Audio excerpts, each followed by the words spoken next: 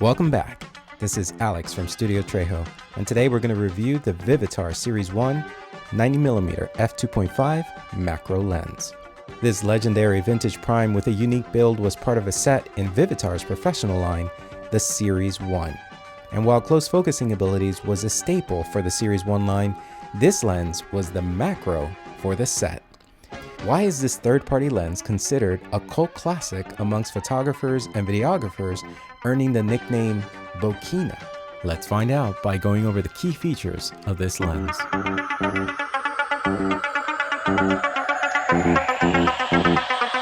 The Vivitar Series 1 90mm macro lens has a maximum aperture of f2.5 and stops down to f22 with click stops in between.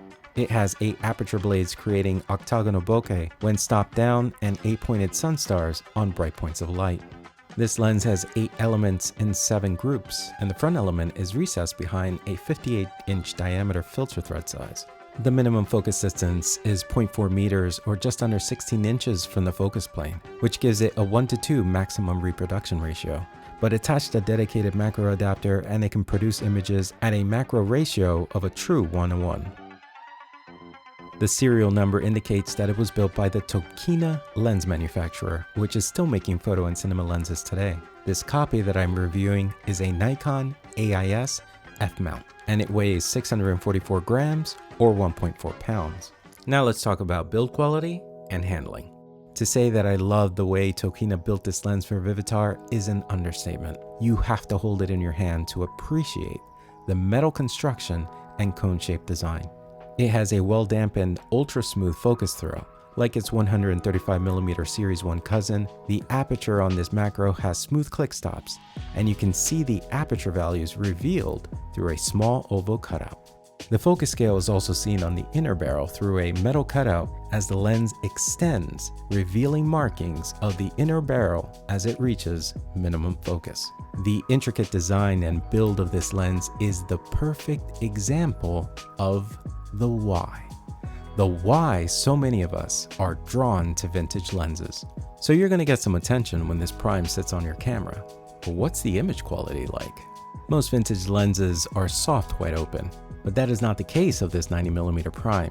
It is tack sharp wide open and sharpens even more as you stop down. Even chromatic aberrations and purple fringing, which plague the Series 1 line, is minimal or non-existent. The sharpness will surprise you. Macro lenses are known to be sharp, but this 40-year-old masterpiece is strikingly sharp for its age. Vignetting. Vignetting is slightly seen wide open, stop it down, and it's gone. Even with the VMC or Vivitar multi-coating engraved on the front of the lens, this copy does lose a lot of contrast near bright light. Finding a way to shade the lens with a lens hood or a matte box is definitely recommended. Flaring isn't particularly exciting on this lens, but if you do catch some flare on this lens, it's controlled-ish. 1:2 macro is nice, but we all know that true macro is 1:1. The all-metal dedicated adapter not only controls aberration and gets you that 1:1, but also keeps the image relatively bright with minimal light loss. And because it's dedicated, it works perfectly with the lens. Bokeh. This lens is a bokeh machine. This is where this lens shines. Its buttery, creamy, dreamy bokeh is where it gets half of its nickname, Bokina. The other half, if you haven't guessed it already, is because it was built by Bokina. Hence the nickname, Bokina. The combination of focal length, close focusing ability, and depth in your background will give you bokeh. But I think it should be mentioned that the bokeh of this lens is enhanced by the aforementioned tack sharpness this lens is producing. And we haven't even talked about color rendition. It's a vintage vibrancy that is difficult to describe. You just have to shoot it and see it. And the colors it renders are on the cooler side of the spectrum.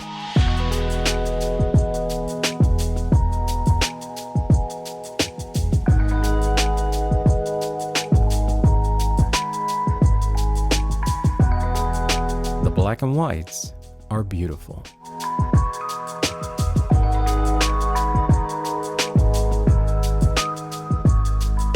Now this lens can't be perfect, and of course, it's not.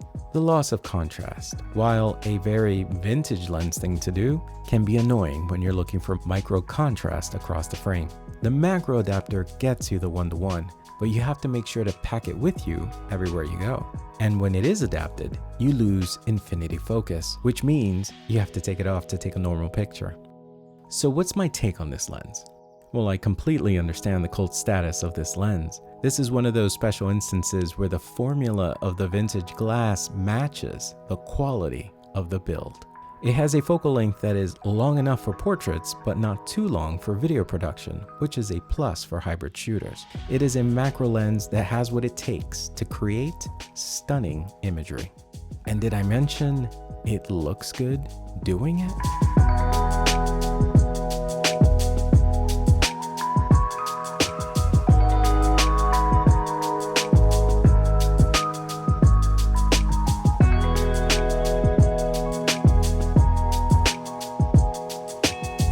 The Series 1 lenses still live, and this 90mm f2.5 macro is a keeper for me.